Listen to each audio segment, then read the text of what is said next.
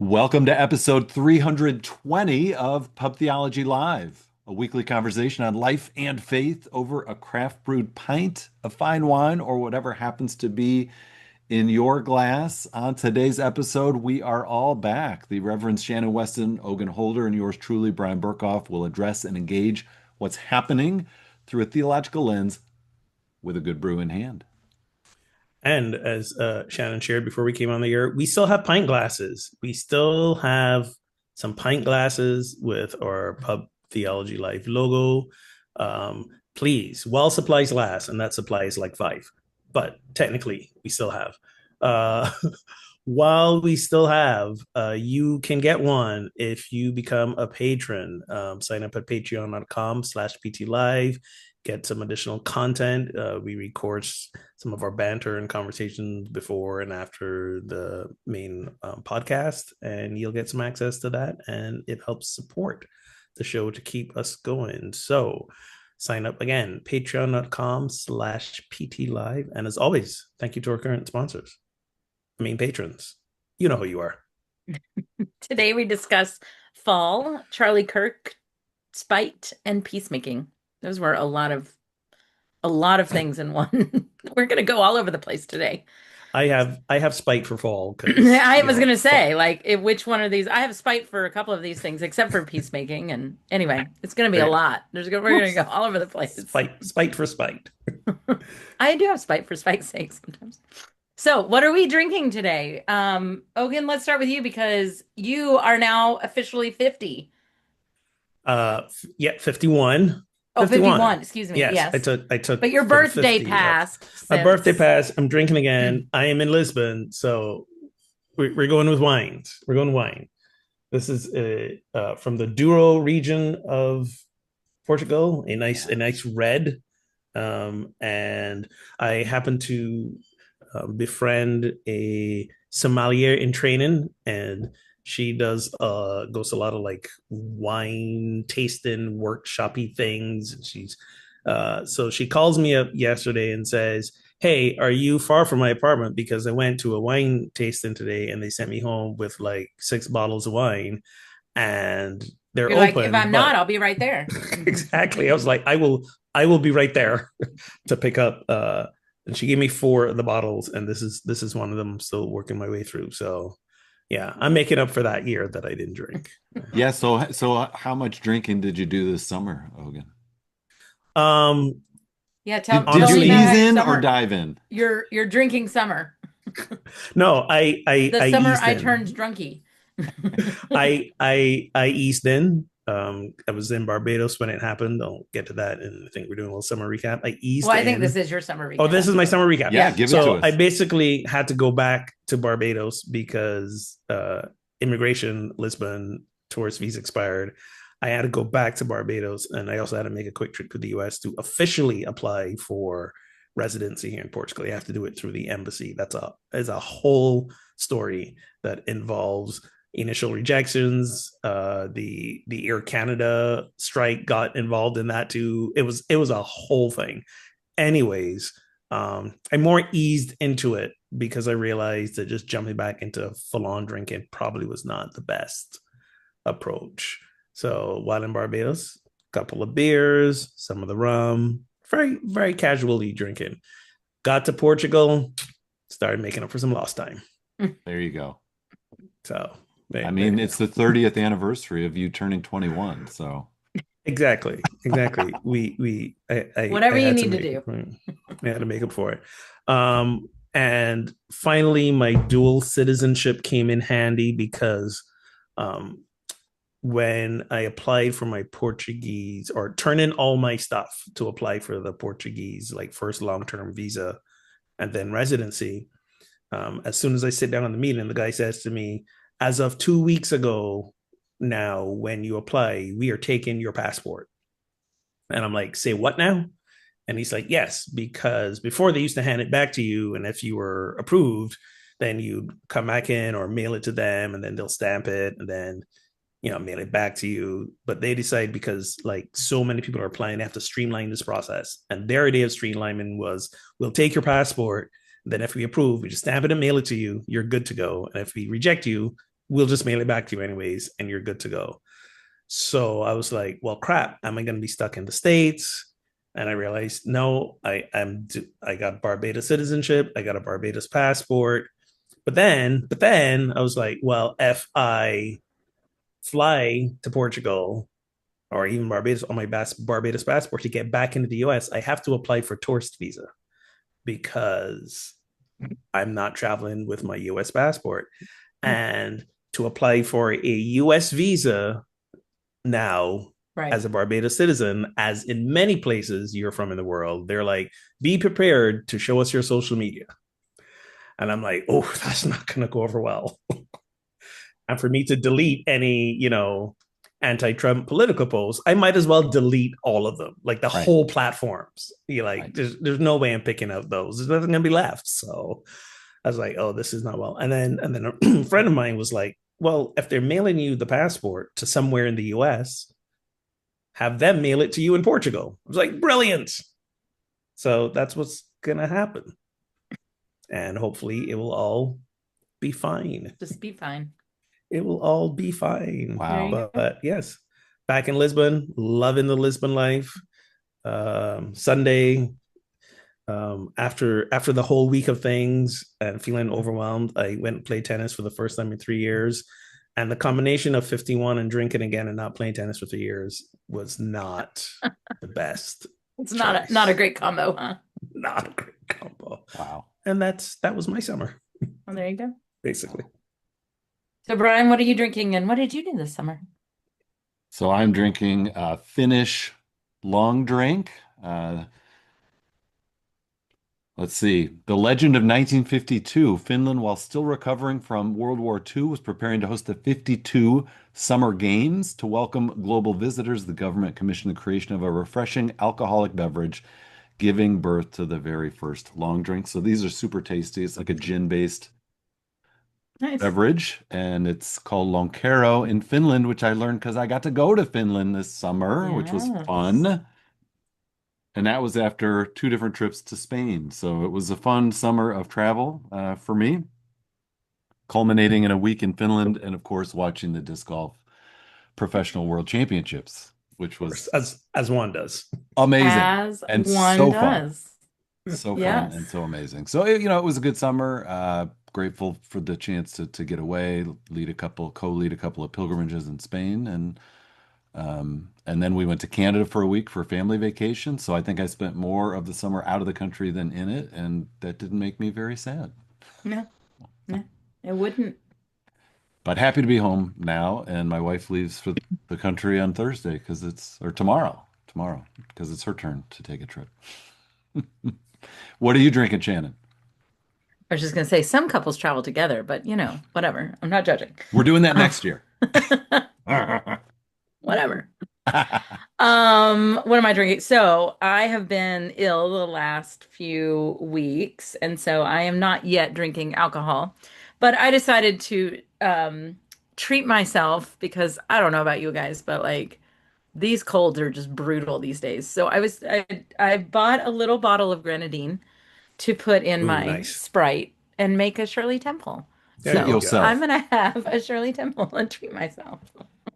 Nice. So that's what I'm having. Nice. Because you know what? You get really tired when you're coughing and coughing and coughing and don't feel well of drinking water because you just Sure. need to keep. And then like it doesn't make all the medicine doesn't make your stomach feel great. So you drink Sprite and then you're like, And then I was like, you know what? Do you have a cherry? You need cherry for your Shirley I Temple. well, yeah, I do have cherry, but Mm, I'm okay. okay. All good. So, Uh, any summer highlights? mm, I'm sure I'm gonna miss something. Um, we went to New York with my parents, and had a week there of really lovely. We went kayaking and hiking, and they rented a house with a pool, which was great, and just really like we're very much in like relaxing mode right now when we can stop, we stop and don't do a lot because Love that's it. what we need. I did buy myself a kayak. That was my big purchase. So I was kayaking around. A lot of just a lot of kids sports are going on, band, a lot, just a lot of stuff. And so it honestly was, I cleaned the basement, which was nice. Which is So why we have 5 glasses to which is give why we away. found 5 glasses. Like we're moving next summer, so I'm preparing the big purge. I have to say that I decided that some point this summer I was going to get ourselves a dumpster for you know, and I'm very excited about that. So it's about little things. Spent a lot of time on my patio garden. I haven't spent a lot of time on social media lately, but if you look at my social media, it's a lot of patio garden. And I'm not mad about that. I'm just not. Love Read it. a ton of books. That's what I did this summer. I read a ton of books So and so really good books. there's gonna be a lot of Marie Kondoing in your immediate future. There is, and actually, like, it's an interesting conversation this day and age and whatever, which is, um, like, we live in a house right now that is very suburban and large and has a lot of space and storage space. And we've had a lot of conversation over the last 12, 13 years that we've lived here, like how we filled that space when you have it, and how we Yep. don't necessarily want to be the people that fill all the spaces. And and that's coming out in different ways. And so how do you actually it's how do you purge well, right? How do you not just fill up the landfill with stuff? Um, and how do you also make decisions about not just like, for example, having less clothes, but like how do you do that intentionally and what's the purpose? How do you change the way you live in a positive way? I mean, we'll still be going to a suburban environment, but probably a smaller house, most in all likelihood, and things like that. And yet this is a step for the future that we'll live where we're moving for a few years, like 4 years at max, and then we'll move again. So how do we begin? It's a very weird thing to start having a conversation of how do you begin your empty nester life So as the kids go into high school, you know? as a person who's had to purge a lot in the last few years, I can give you a little bit of recommendation for the most effective way to do that, which is when you first move, pack only the absolute essentials, put everything else in a storage unit, and then forget about that storage unit for about 3 years. Well, And then realize that after about 3 years, I don't need that stuff because I never went to the storage unit. there is a little bit of a plan like that, but the idea is to Exactly. not fill it, that kind of deal.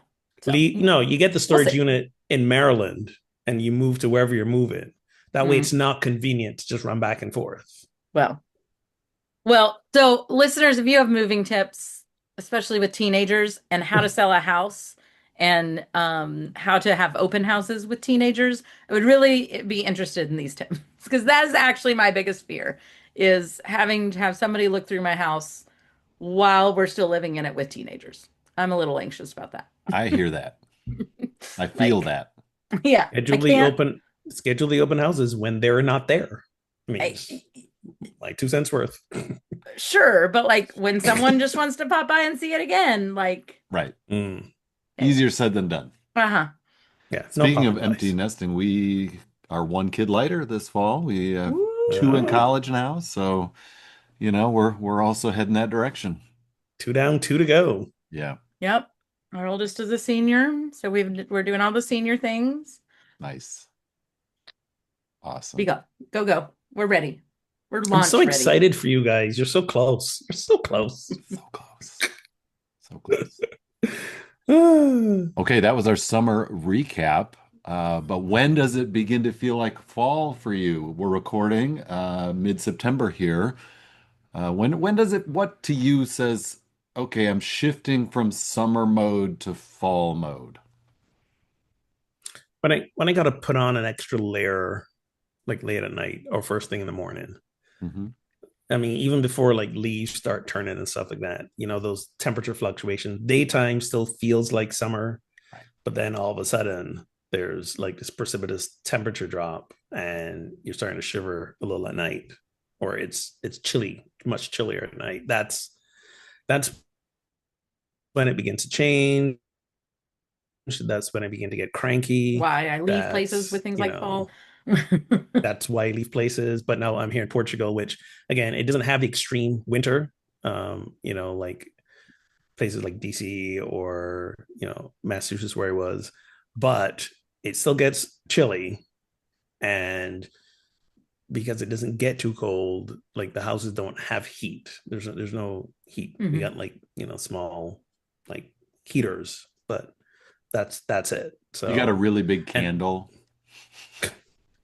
And a and big cozy, yeah. we live our apartment now that we have is on the top of one of the highest points in the city, and it's like right next to like one of the major overlooks. And some days it feels like I'm in like a wind test tunnel when the wind blows through the apartment and you have the windows open, and it's got those metal shutters that come down. But I we moved in here spring, or yeah, and then I had to go to Barbados. So I've not been here when it's been cold, and I'm not looking forward to that draft. Not at all. I start my day like I'll sit at the window reading, overlooking the city, and on the windy mornings, you can feel the air coming through the cracks, the lights, whatever you can feel it coming through, and I'm like, this is not going to be Keep a those fun layers handy. winter. Yeah, seriously. I think what makes Shannon think of fall is also draft, but it's the fantasy football draft. We draft on Labor Day weekend, which is the end of summer. There you go. It really is the tree. It is the trees for me.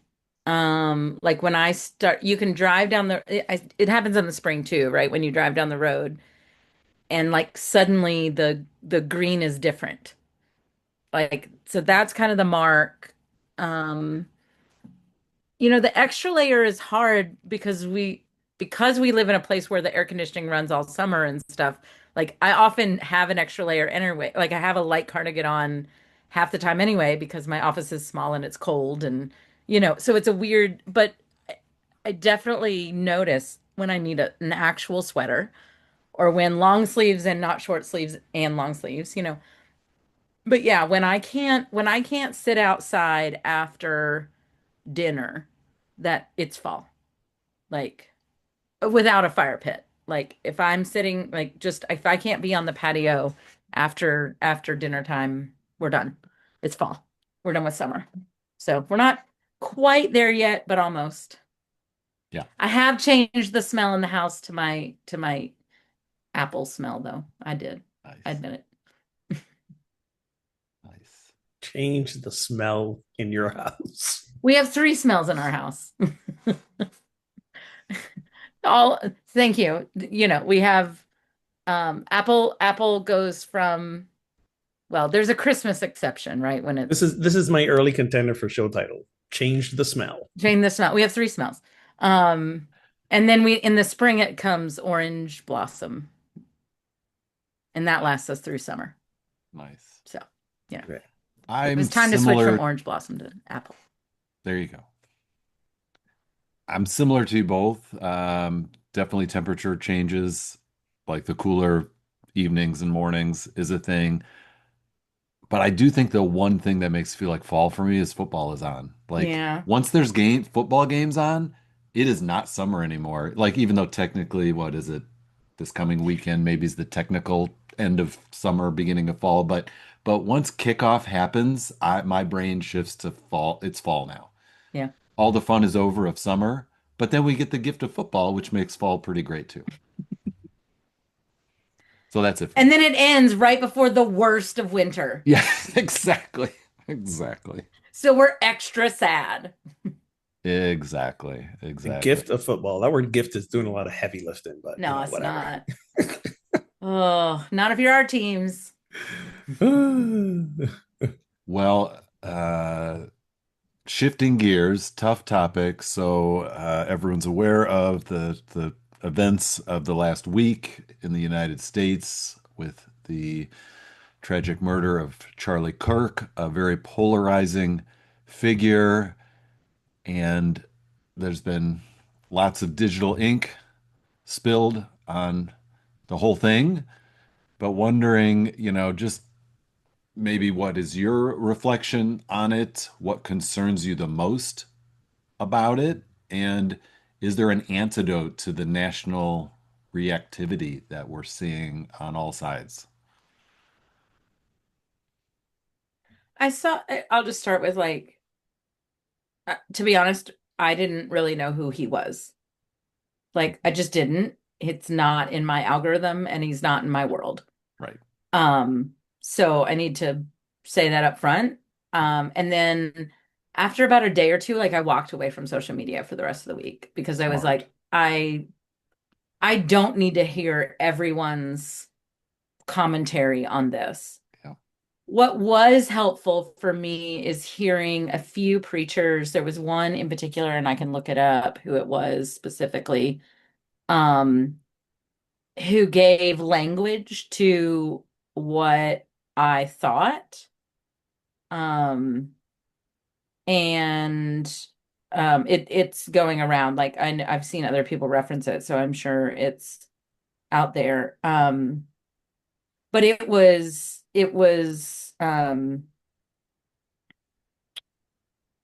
language that was like I we can condone the violence, or we can condemn the violence, right? Right. Without like, and that what was hard when it first came out, was like all of us who are like, we do not believe in this violence. We do not believe in guns. We do not believe in like we need to stop this violence. And it felt like then we were weirdly somehow also being okay. And the language that this pastor gave was very, you know, I can condemn the way he died without appreciating the way he lived, right? There's no, the two are not correlated for us. Correct. And just because you died in this way doesn't make the way you lived okay. It doesn't make it all right all of a sudden. Um, I'll look up his name. The other thing I thought was really helpful is just a turn of phrase that I'm sure others have thought of and used, but like it just he said there is nothing in scripture, or there's nothing in the Bible that says hold fast to evil. And I just thought, what a beautiful way of putting that. And we all know like our big sin really right now is making idols. Like that's what we're doing. We just keep making idols. And and that's what feels like has happened. We have made an idol of sin. We have made an idol of evil through this. And anyway, I just found it really helpful of like a responsibility is over and over again to reject. We are to hold what is good, not hold what is evil. And so all like the killing was evil, and this man's rhetoric was evil, and the way he lived, right? All of it's evil, and we Yeah. are not to hold on to evil. And so I just found that a really helpful thing to Yeah. say. Thank you. The pastor referring to is Howard John Wesley. Yes, it is. Yes, it is. And he's got a church right outside of DC. It is In phenomenal Alexandria. sermon. It is a Yes, phenomenal sermon. Yeah, I it heard really a is. piece of it. And sorry, did you have more Nope, that I'm you good. were gonna say? And yes, that was my similar sentiment as well. I may not have phrased it as well as he did initially, Right. He did phrase it very well. because my initial post in response to this was, and again, this was really only the only thing I was going to post about this until people started replying and sort of coming for me. I simply said, Charlie Kirk basically, he fervently fought for the right of the shooter to own the gun that killed him. The circle is complete. I posted that, and I didn't think that was so inflammatory. As we've learned, what we didn't think was inflammatory is very inflammatory. Even just Why'd you have to quoting light that match, Hogan? what he said, right? Hogan didn't even Because come close to lighting that I'm match. joking. right, that's all I'm saying. Because here's the truth: when I heard about first the shooting and then that he died, I, like you said, you're off social media. The social media platform that I got back into, because I kind of took a little bit of a summer break from social media as well, but I dove back into Threads, and basically have been spending most of my time there. And most of the response of Black people on threads was like, Charlie Kirk was killed today. What are you having for dinner? Right. Like, there was no, some people were fervently celebrating. But the most people that I saw who weren't trying to valorize him were basically like, okay, this man was a vile, racist, misogynistic, homophobe, and we are not sorry that he is dead, and we make no apologies for that. And I kind of felt the same way. And at the same time, I also felt, because as a fervent like anti-gun person, I also felt, shit, another person died by gun violence. Mm-hmm. Like, this shouldn't happen to anyone, regardless who they are. Like, might be this the thing that finally spurs some Republicans to go like, we might should do something with the guns now, because one of our own got killed, got shot, I, and I've you better, stopped. I've stopped going there because one of their you own's know, been shot several times. You know, like I what? I But I hear I'm the you. eternal optimist. I Sure. can't help it. uh, but then I also knew the role that he played in the Republican Party, the MAGA world. I knew about him and his world, and I knew that this would not go over well. And I became instantly also very afraid of the future of this Hmm. country, what's going to happen. And looking to you guys in pre-show, I call up my daughter and I was like, listen, I know you had plans to be in Barbados for a few months and get your Barbados citizenship. Hurry that up, because like, I think this is the beginning of when it gets like really, really, really bad. It was really bad already, but this might be the catalyst of really, really, really bad. This might be the Franz Ferdinand assassination that led to World War I. And like, the being over here in Europe, for example, in the European Union, they were having a gathering, and either someone from the States or some weird right winger person in the European Parliament wanted to have a moment's silence for him. And I'm thinking, like, I'm sorry, you're in the European Union and you want to have a moment of silence for this basically American podcaster, rabble rouser. This is the level of influence he had gotten to in the right wing world. And of course, everybody else in the European Parliament booed that person down, and it never happened because they Right. got good sense.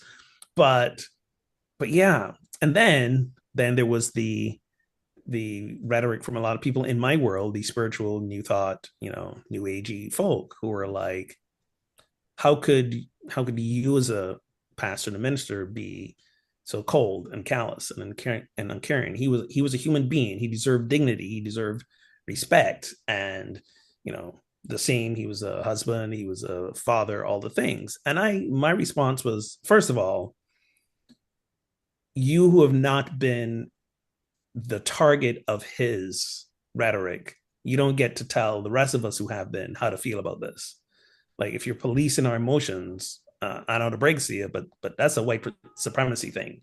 You don't get to tell us how to feel about this. That's the first thing. Second of all, we can sit in the tension of two things happening, which is gun violence is abhorrent and nobody ever needs to be shot and killed by a gun. We need to get rid of all the guns. I'm like, not just pro gun control, I'm pro melt all the guns down. We don't need that.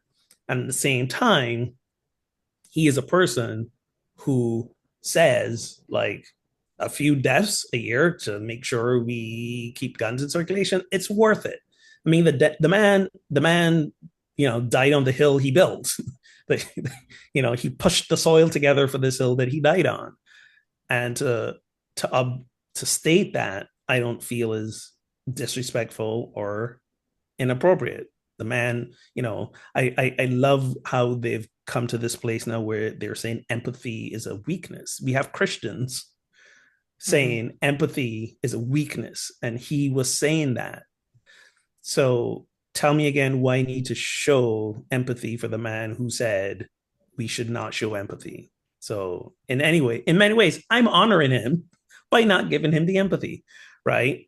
And so I'm in this place. I wrote a piece about it on my Substack today. Like, this is the place where I'm at, and in many ways, so many of us are still in a hurry to get to a place of respectability grieving or respectability spirituality and Christianity, where we feel we can't say anything negative about anyone.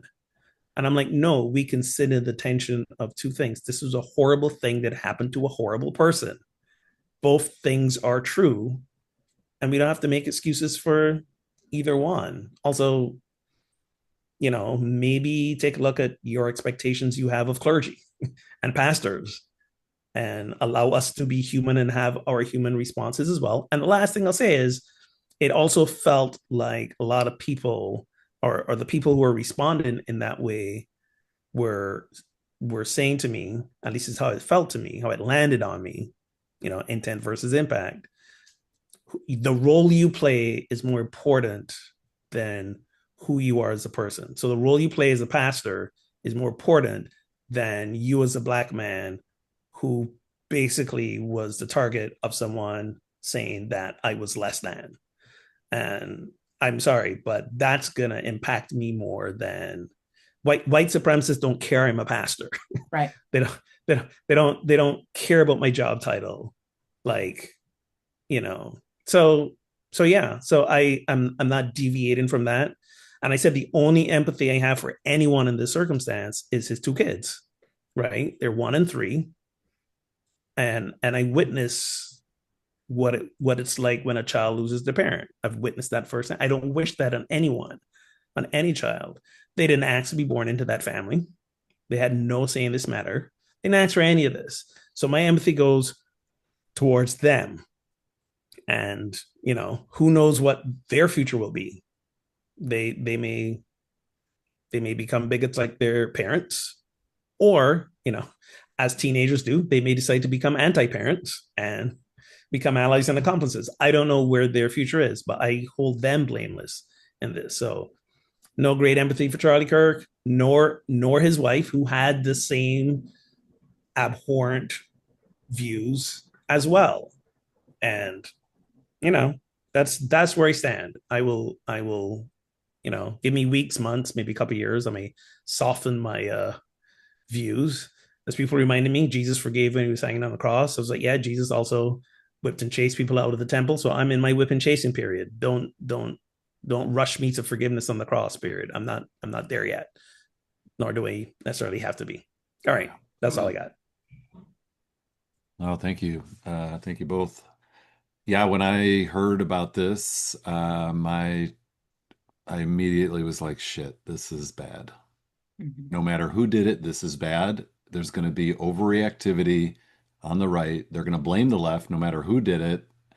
And sure enough, that's exactly what's happened. It was super predictable, and it does feel like this, like there was kindling, and this is the whatever, the flint or the match that just, we're so divided right now, and things are so volatile and so polarized, and this just it was almost like the reactions that I've seen, like as abhorred as the people on the right are, it's almost like now we can show our true feelings and we can declare Right. war. And it's like, what? What? Yeah. Stop. Stop. There's Derek was in Michigan last week. He actually got to spend he was with Brian more than I was in the past week. Um but he posted something that I just thought was really interesting, which was about what we believe when we're young and when we as a people choose violence. And don't get me wrong, like I see an argument.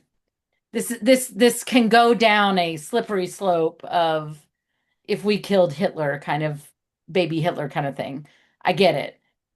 Um, but we are people who believe in change and redemption. Yes. And and in killing Saul, you never get the Paul moment. You never get the ability. Now, when Saul was out persecuting Christians, does that make it okay that he did that? No, it doesn't. Even after his road to Damascus moment, it doesn't make any of that okay. But when you take a life like this, you never even like you've taken away the opportunity to believe differently and to undo the work that you've Yeah, he done. never gets a chance He to never gets repent a of his chance views. now. Yeah. And he Oh, never gets a chance to have it. And some may say he was never going to have his mind changed. Like, this is where I will go to that eternal optimism of like, I don't know that. right. And I'm not okay with the damage he was doing, especially to young adults. And I am never going to be okay for the one more day that he was going to have, or two more days, or years that he was going to have to continue to do that. I'm not okay with that. But I'm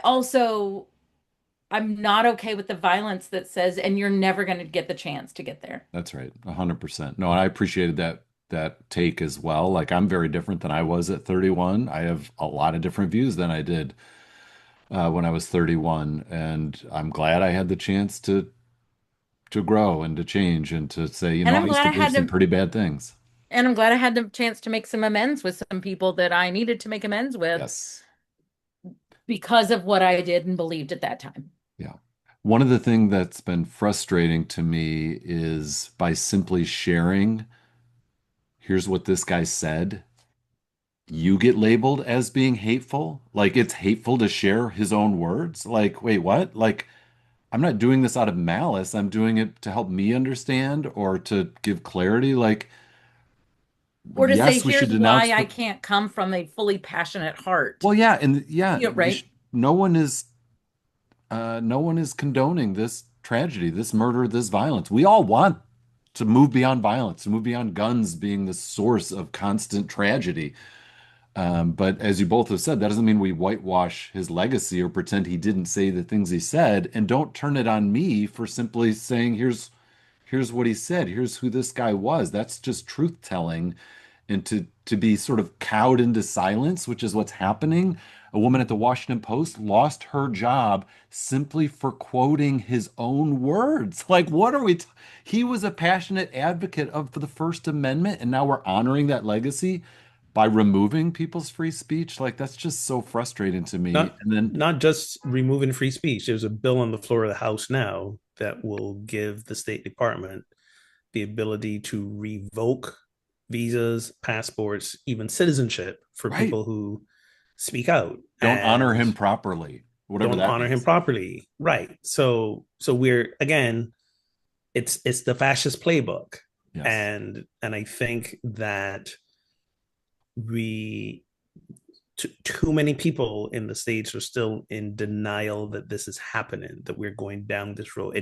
It's very much the frog in the pot of boiling water, and there are those of us who have either hopped out of the pot or recognize what's happening, and we're being told the water's not that hot. yes, This kind of cooking won't happen here because right, this is not who we are, even though we continually prove day after day. Some of us prove day after day after day that this is who we are, and this is who we want to be. And I think one of the things I said earlier to someone was, I think a lot after Kirk was killed, and people got into the place of, oh my god, this is where we are. I think there was a lot of grief for, I think a lot of people lost hope for, we might actually have a peaceful resolution to all of this craziness. Now this is exacerbating it,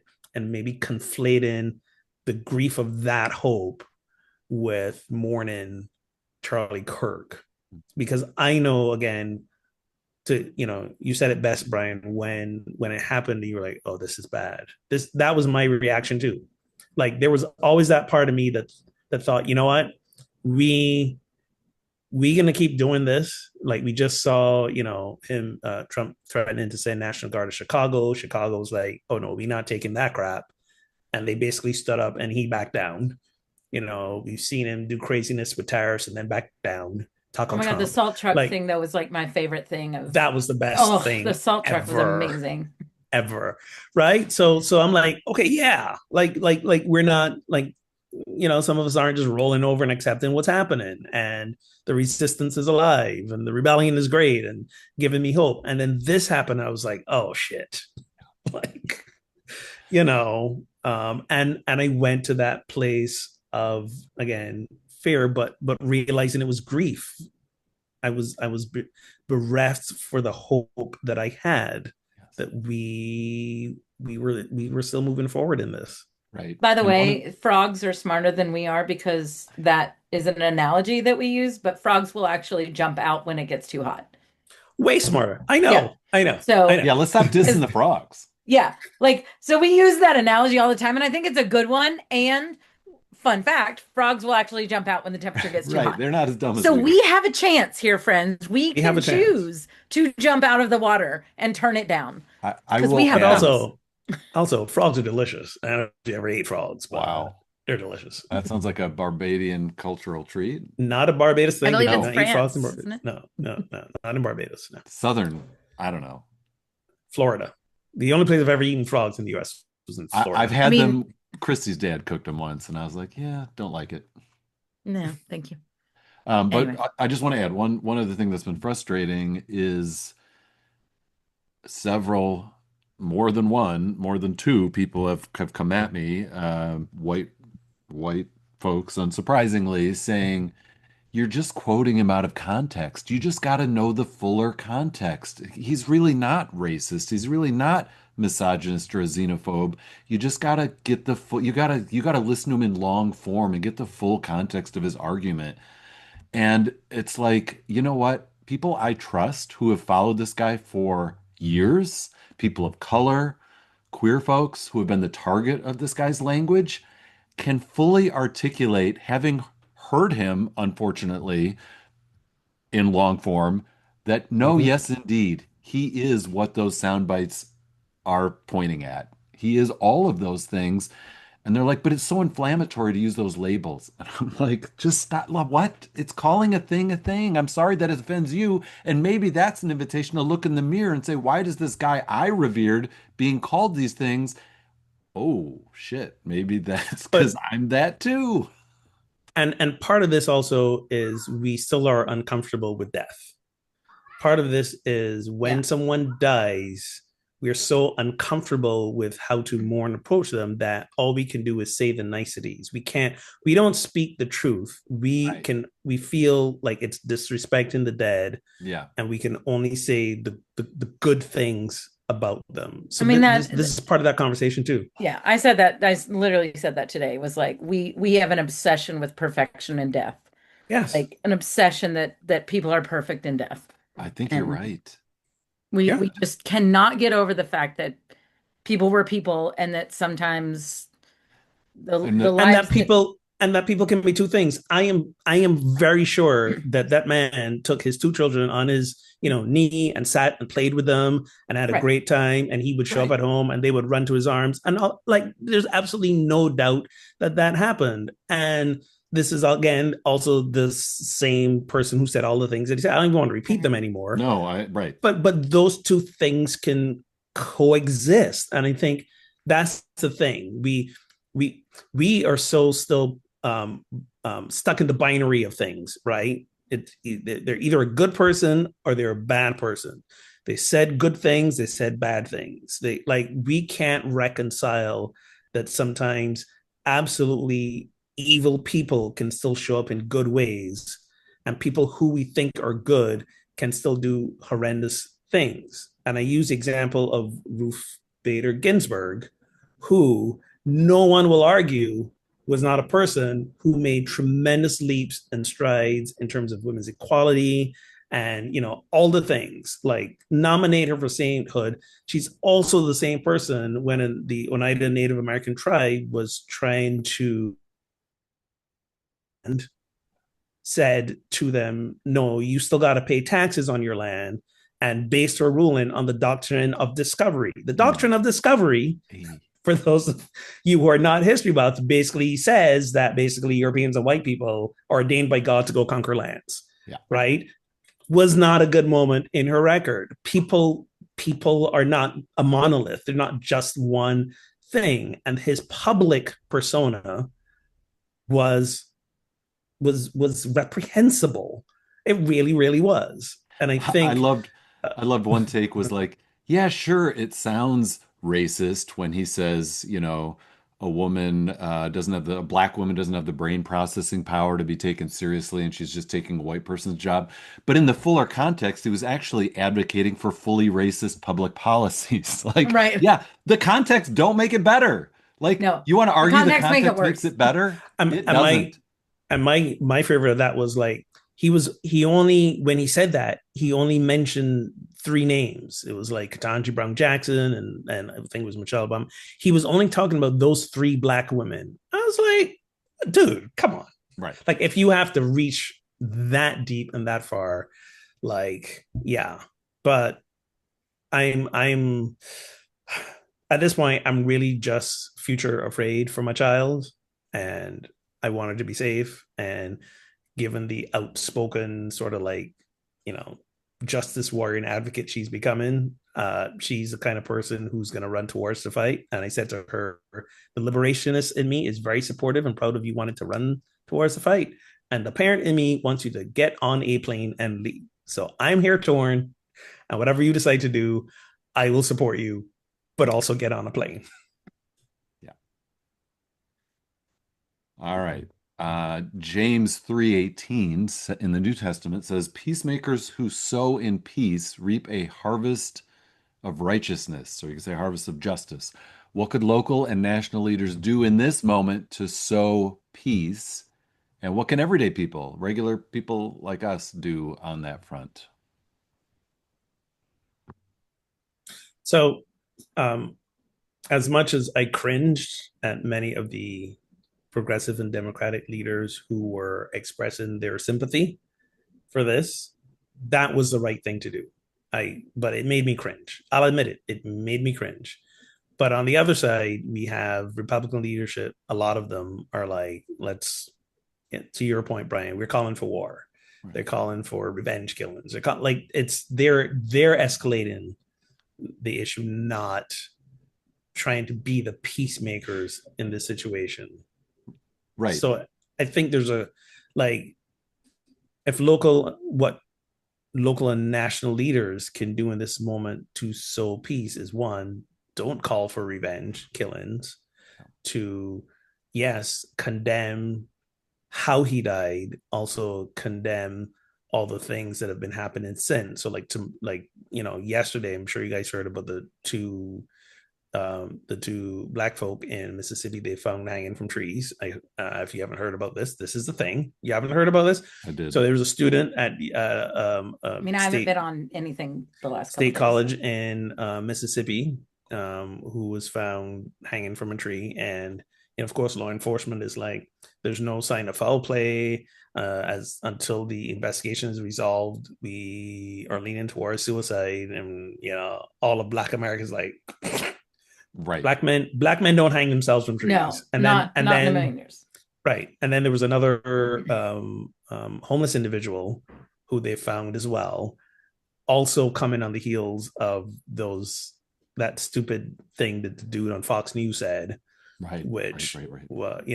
so we're having this happen, and there's no I'm not hearing condemnation of these actions from both sides.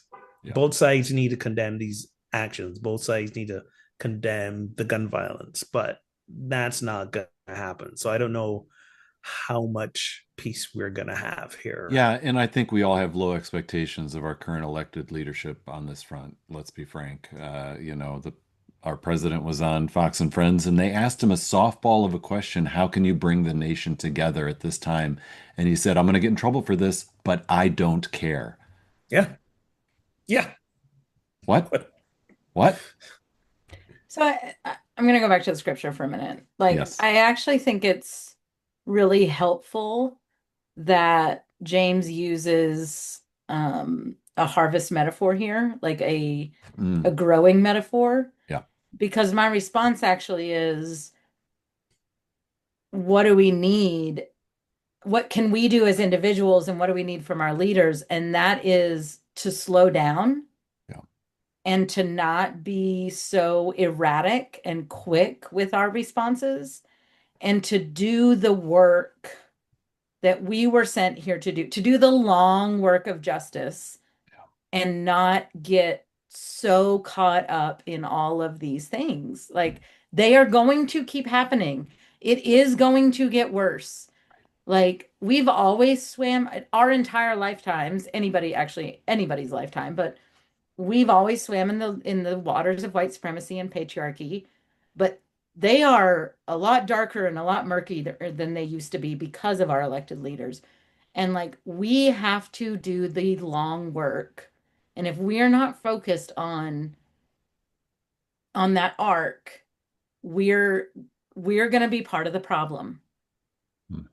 And to your point, we've always swam in it. And I think coming out of the civil rights era, we thought the murky waters were clearing up. And And for a to, while they were and they slowly, were. And then right? now to Very be pulled slowly.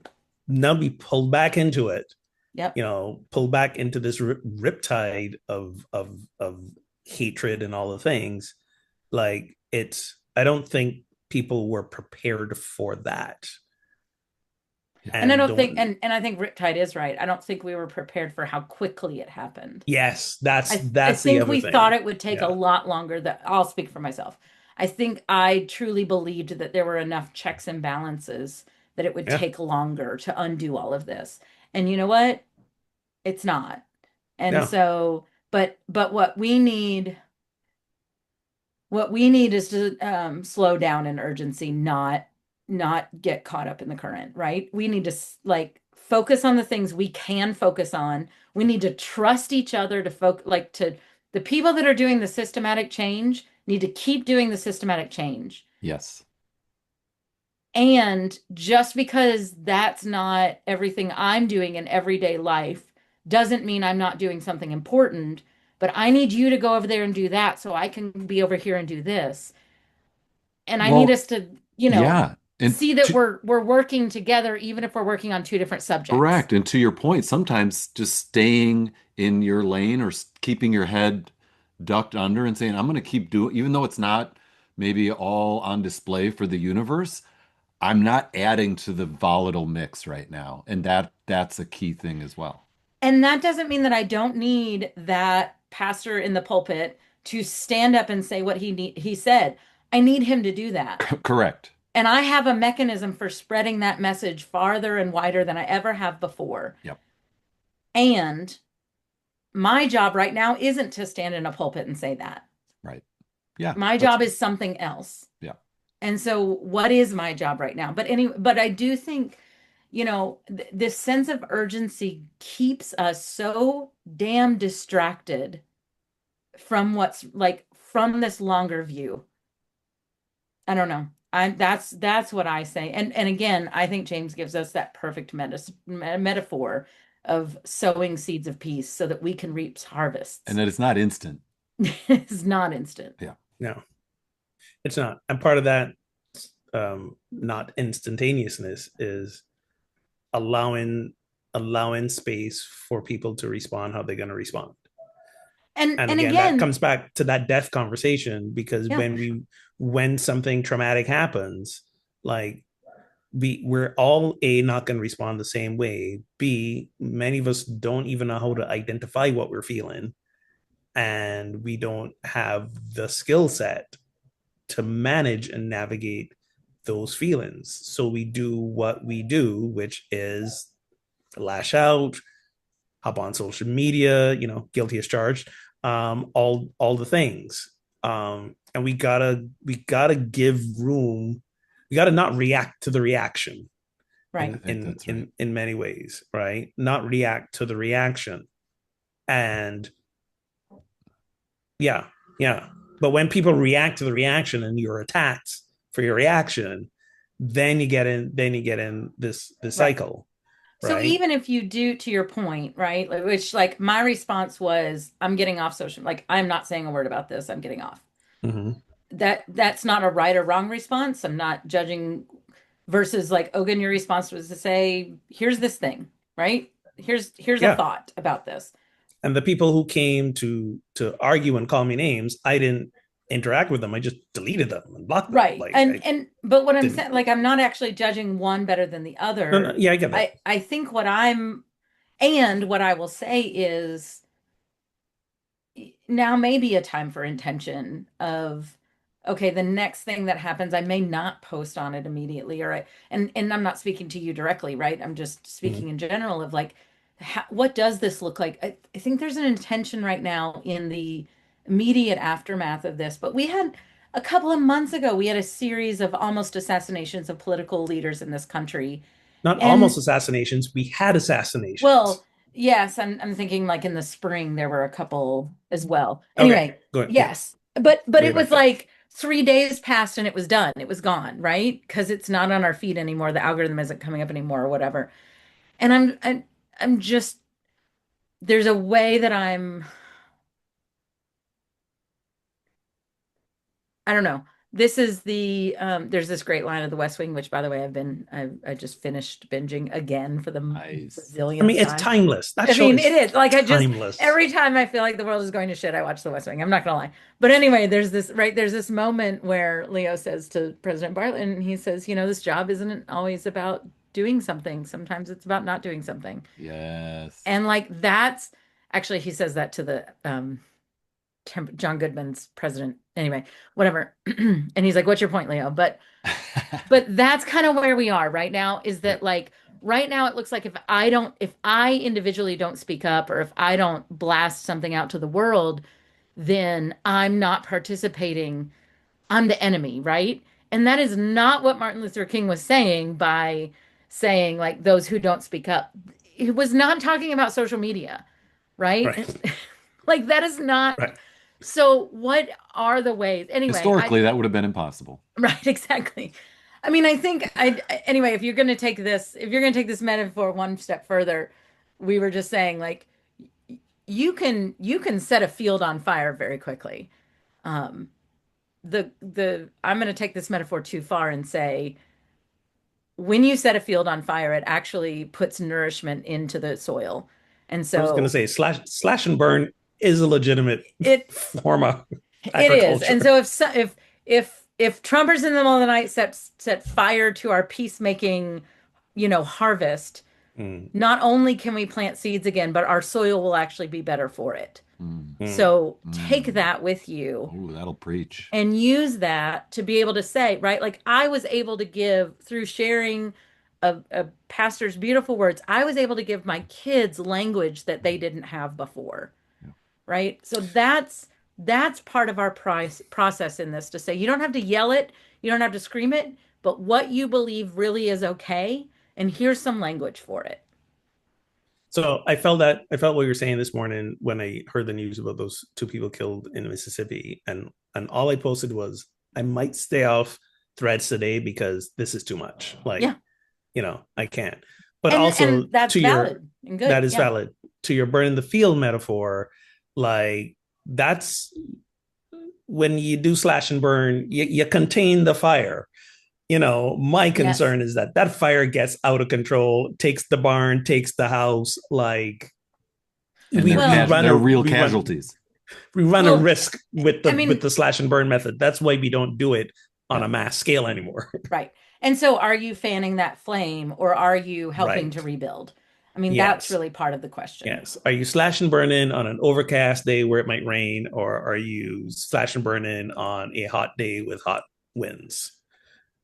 And is your slash and burn started by a gender reveal party that went out of control? Like, I mean, there's a lot of things about the fire that that may not work in our favor. Yeah. Well, my metaphor here was our peacemaking thing, and Trump comes along and sets it on fire, and it goes up like that. But anyway, whatever. Because it doesn't matter. What's the point of bringing people together? It's just One of so the tricky, you know, because it's like we need the temperature lowered in the room, Yeah. but things are so volatile that saying anything that's carries a hint of,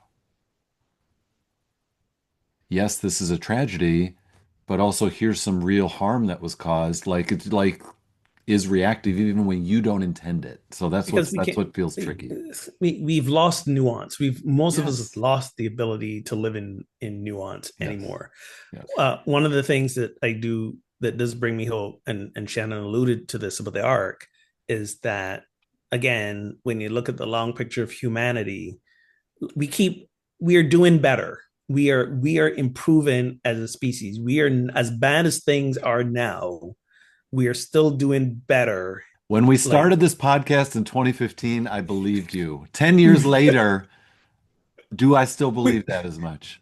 we you got to take the long view, man. Like it's hard when you're in the middle of it, but the long view is that yes, we're still doing better. So what my saying is now, to your point, Brian, is that like everything is unfolding terms of humanity. Everything is unfolding as it should, and at the same time, nothing has to be this way Yes. because we can choose to skip the up until now the only way we as humanity has ever seemed to have learned, which is by horrible By experience making dumb and decisions. and by fits and starts, exactly, by learning from dumb decisions. Like maybe we can take a look at our not too distant past and go like, these decisions that were made didn't end well. Why do we think it will be different now? So maybe let's choose differently. But I don't think we will. And in the midst of that, I still think we will turn out okay. Maybe not in our lifetimes, which is another bitter pill to swallow. Hmm. Maybe not even in our children's lifetime, which as parents terrifies us even more.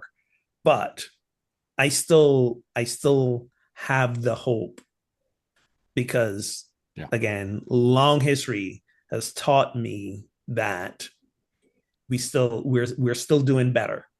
We're doing it in a crappy way, but we're doing it.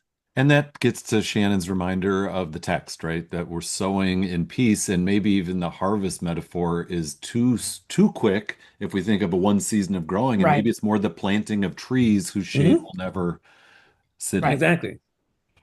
Yeah. Yeah. Exactly. Exactly. All right. So a couple weeks ago, I saw this statement, which just kind of made me laugh, but now it feels a little darker 2 weeks later, which was this: with enough spite, you can do anything. So Well, it's how what's keeping does my mother. It's keeping my mother alive, so I'm not mad at it. how does what motivates one's actions impact the energy and the validity of the actions? How have you seen spite spark amazing actions and or less amazing and or ugly, harmful actions? Can I tell you my story of spite this week? Yes, Mm-hmm. please. So a couple of weeks ago, there was a recall on my car that apparently there was something wrong with the airbag, and if the airbag were to deploy, there was a possibility that shards of metal would come flying at you. Not great, right? Not great. So I got the I took it into the dealership, which I never go to, and had them fix the recall on the airbag. Within 2 days, the light pops up on my car that my airbag needs to be serviced. So I take it back to the dealership. And by the way, like I never, ever, ever, ever go to the dealership. Ever. I have a mechanic that I know that I trust that I probably should have taken it to, but I felt like the dealership would have this in stock and it was no big deal and whatever. For the recall, you go to the dealer. You go to the dealer for the recall. You just do. So they call me and they're like, oh, the airbag light has nothing to do with the recall that we did. It has something to do with somewhere else in the car. And I went, I have a really hard time believing that. Sure. That's a little convenient. I think that's a little too convenient. What an odd coincidence. So the woman that I'm talking to hands the manager's like, let me talk to her, So he gets on the phone and he's like going on and on. And I'm like literally listening to this man talk at me. Because by the way, the question I asked was, what is the error code? Like that's Right. the question that I asked. Little Like lady, you're not supposed to know about the things like error information that I codes. would have gotten by going to Napa Auto Parts and getting them You're to not, plug it in for free, right? you're not supposed to Like, know those things. what is the error code? And he's like, and I have it on speaker, and my daughter's in the room, and he's like talking and talking and talking and talking. And she's like, what is he saying? Like, what is he even, he's throwing out, he's doing all this stuff. And I said, listen, he's like, no, no, this has to do with the airbags in the front driver's seat, and we were in the steering column. And I said, where is the sensor for this alarm like that goes off in the car? And he goes, well, it's in the steering column. And I said, okay, so hold on. So you're telling me, and I like go through this whole thing. And I said, so I am saying, well, we would have to charge, he was asking to charge me $200 so they could investigate further with their hourly fee. Nope. And I said, I will not be doing that. Like, no. And whatever. So anyway, he keeps talking. And so there's no stopping him. So I was like, I will call you back. Thank you. And just hang up on him because whatever. So let me just say, out of the spite, is that I think I'm sorry for all of you listening, but I think there is a special circle of hell for car dealership people and car people in general. I'll be honest. So I call my mechanic and I say, here's the deal. And they know me because we drive old cars with bazillion miles on them. And they're like, of course they said that. And I said, so if I have to pay somebody $200 for an hourly fee to investigate, I'd rather pay you for it. So, and really, can you just turn the alarm off? And I don't know that I care about, like, Right. it's got 150,000 miles on it. I don't know that I care wherever it is, whatever the airbag is.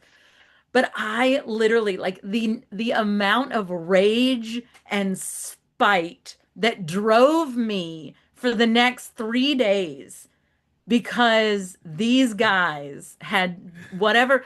Because I was like, listen, all you have to say is, ma'am, I get it. Everything says this is it, but there is no mechanism for me to do this for you for free. Like, I am bound by this corporate policy that, like, all you had to do was be honest, right? And just say, I have to charge you $200. They give me no other option but to do that. But what you're saying makes complete sense. And of course, one had to do with the other. Of course it did, right? Like, Yes. that's all you had to say. But the fact that you didn't do that, you riled me up that literally it kept me going for 3 days. Clearly, it still does. You didn't even have to put fuel in the tank. You were just driving on spite. I mean, and it wasn't a one-to-one correlation. Like, I didn't take it out on him. I just literally the energy that this anger and spite gave me to make this man pay for what he'd done kept me going. Yes. Oh, that's super frustrating. Better show title, Driving on But you Spike. all have been, Yes. I mean, come on. I mean, not just with cars, but like that kind of thing, right? Like Oh, that. it just is irksome to no end. Yes, like you said, just be honest. Like, please just don't treat me like a child who doesn't know better. Right. I had an experience with the airlines this summer. When I was flying back to Barbados from DC, I'm sitting waiting for my flight to leave, and I get an email saying that my flight uh, was rebooked automatically because whatever I had a flight through Miami to go to Barbados, and they were like, the flight coming into DC is going to be so delayed, you will miss your Miami connecting flight. So we just automatically rebooked you. By the way, we're now going to fly you to New York tonight, and your flight to Barbados leaves tomorrow morning. I said, oh, okay. So I go up to customer service and I'm like, I got this automatic rebooking, and now got an overnight in New York. Can I get the hotel voucher? Because Mhm. this is what you all do.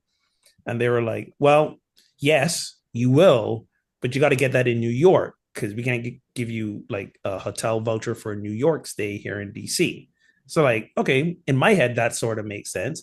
So I get on the plane to New York. I get to New York, go to customer service, and they're like, yeah, you're not eligible for a hotel voucher. I was like, why not?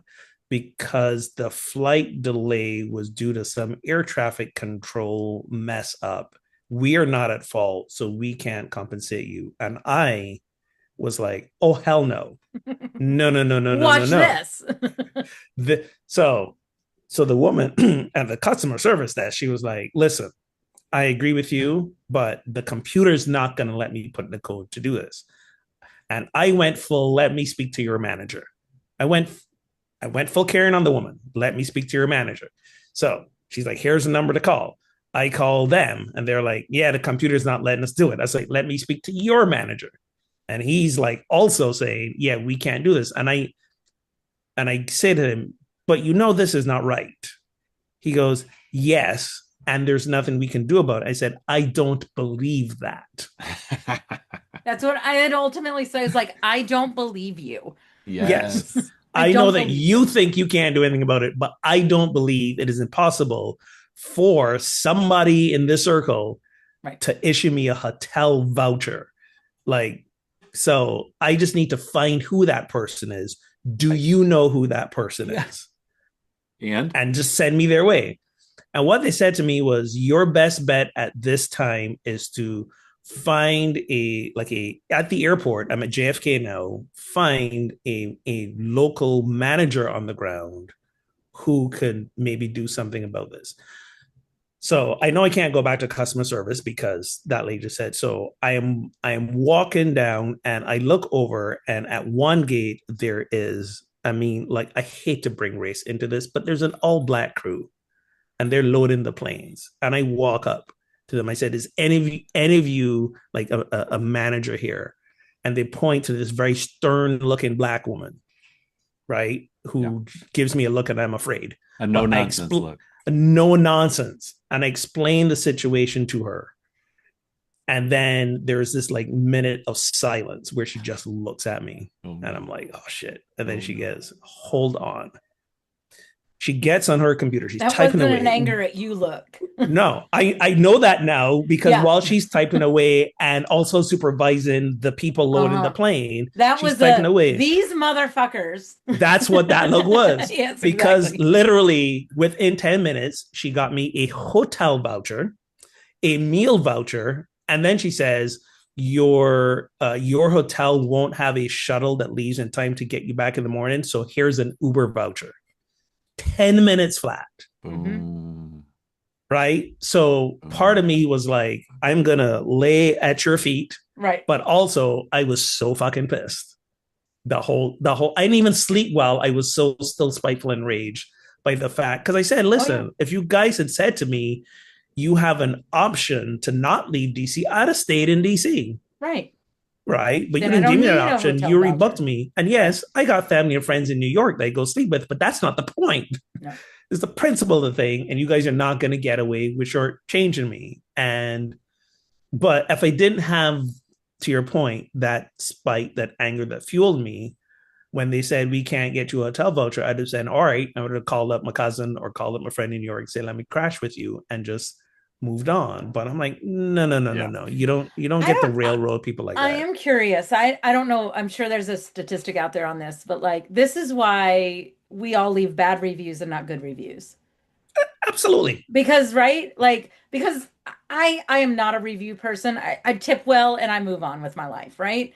But the amount, I'm still like writing and rewriting the review I have for this dealership in my head. No doubt. That will go on Google when I've resolved the issue with my, because actually the only reason why I haven't posted it yet is because I want whatever my mechanic says to be part of the review. To be part of the review. Part of the review. Yes.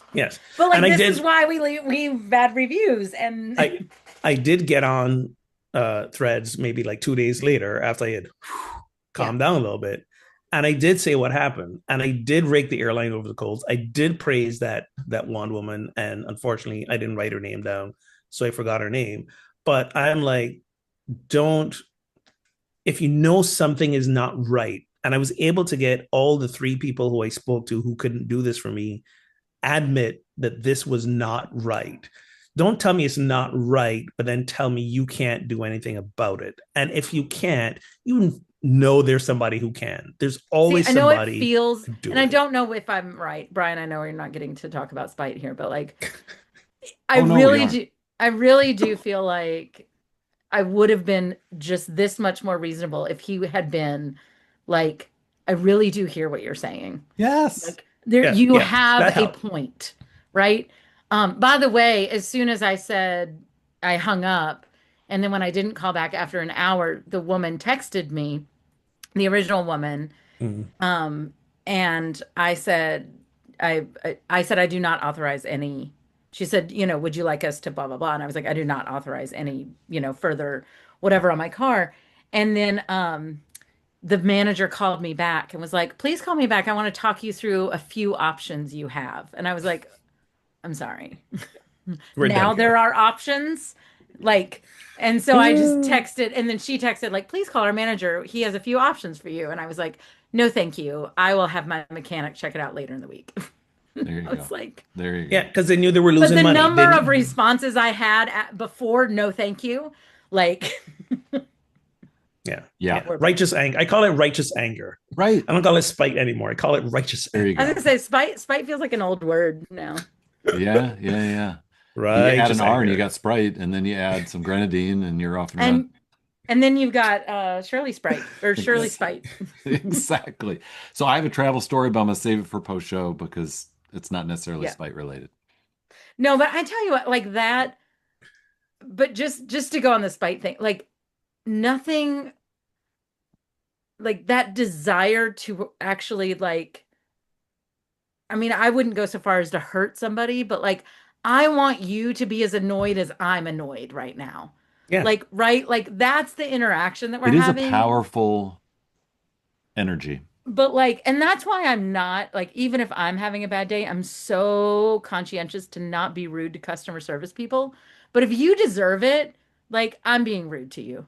Like, because And that's and spite. That's and that's this that era in me.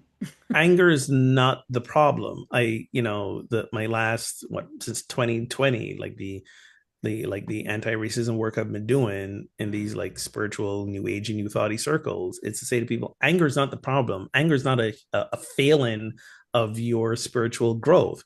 What you do with the anger matters, Yeah. Yeah. but it's okay to be angry. It's okay to use that anger to fuel you. We would not have had any abolition of slavery, a civil rights movement, if they weren't people who were angry enough with the way things were to say this is not okay, we need to do something about it.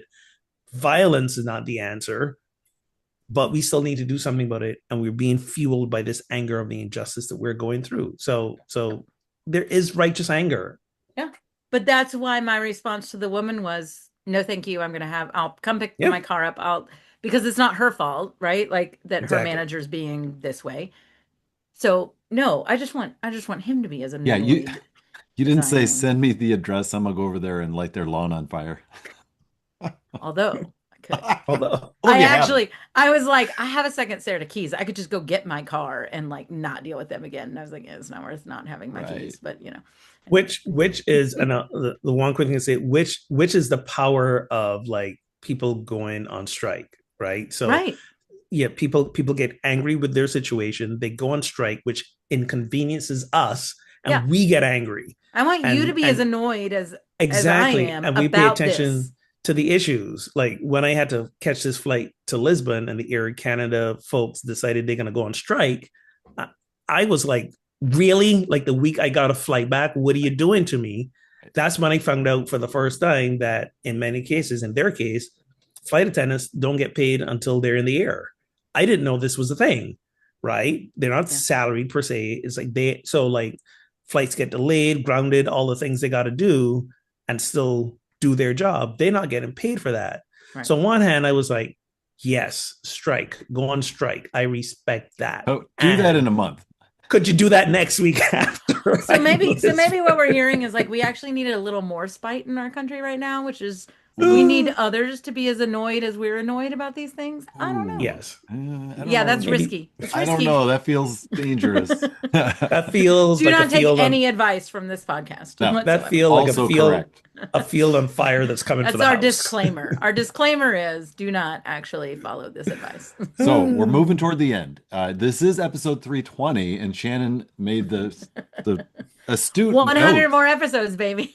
100 more episodes until our epic Or 420 420 episode. episodes. So we'll have I to start planning for it now. Yes. or Yes. practicing. We should have a practice We'll But 420 practice. briefly, episode. briefly, we are all carrying a lot. What is one thing you will do this week for the sake of your own mental health? I played tennis on Sunday for the first time in There you like go. 3 years, and it was good to hit something. And other people were supportive of hitting things back to me. Like There you it go. felt so good. That was a really good release. So I'm gonna probably be playing tennis on a regular basis now. Physical Yes. activity is Oh my excellent. God, yes. Sagamore Rye, which is a distillery in town, once a month has a whiskey on the waterfront, and I have not been able to go. And it is this coming Saturday, and I don't have anything else on my calendar, and I am determined to go to Whiskey on the Waterfront on Saturday There you go. with live music and drinks and food, and it's fantastic. I can There just you see go. it. The thing I already did this week for my mental health was watching football with Derek. That was so good for this week. Nice.